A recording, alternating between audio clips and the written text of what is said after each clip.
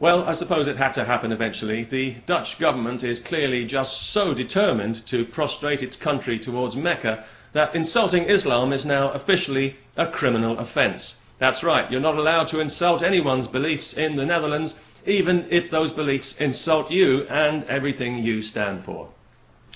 As part of the ongoing Islamisation process, the Amsterdam Appeals Court has sanctioned the prosecution of an elected politician for making a film critical of Islam and for comparing the Quran with Mein Kampf. Now, I have to say I've never actually read Hitler's book, but I have read the Quran, and as an unbeliever, which I am, by the way, I don't know if I've ever mentioned that before, if I talked about Muslims the way their holy book talks about me, I'd be arrested for hate speech and I'd probably end up in prison.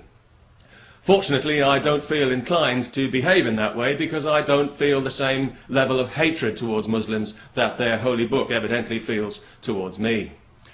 Now, in justifying this prosecution, the court said that it went according to the standards of the European Court of Human Rights, which I have to say rang one or two alarm bells for me, because I think we all know by now that whenever we hear the words human rights in connection with Islam, we're about to be confronted with another piece of ugly opportunism that spits in the face of genuine human rights and insults everyone's intelligence. And so it was a few months ago when the Islamic dictatorships hijacked the United Nations Human Rights Council and immediately demanded that Western governments make it a crime to criticize Islam. At the time, I didn't know whether the Dutch or the Swedish government would be the first to snap to attention and offer them everything they want on a silver plate, but in the event, the Dutch establishment just happened to have a convenient fall guy who they didn't want embarrassing them anymore, because let's be fair, they're more than capable of embarrassing themselves. And what a wonderful job they're doing of that at the moment, embarrassing not only themselves, but their people, their country. In fact, the entire continent of Europe is blushing for Holland today, especially for the dhimmi judges of Amsterdam, to whom the politics of appeasement are clearly more important even than justice. Shame on you.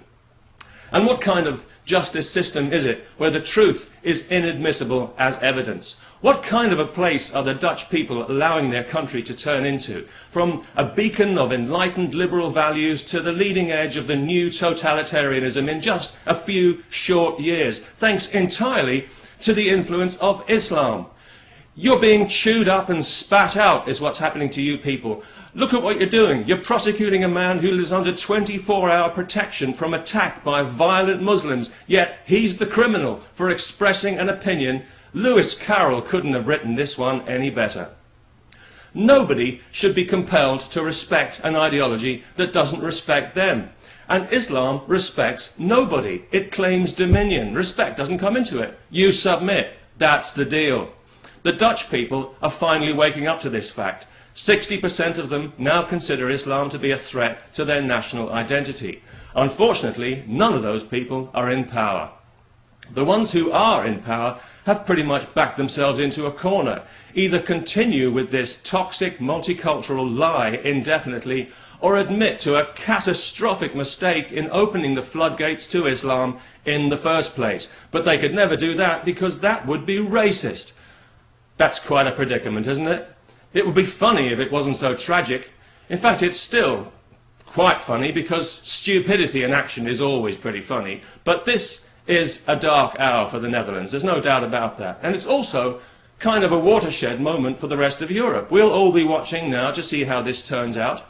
If these charges succeed, we'll know the dike has been breached, and that's the beginning of the end of justice as we know it in Europe, and the beginning of creeping Sharia or injustice as we know it. Looking forward to that? No, me neither.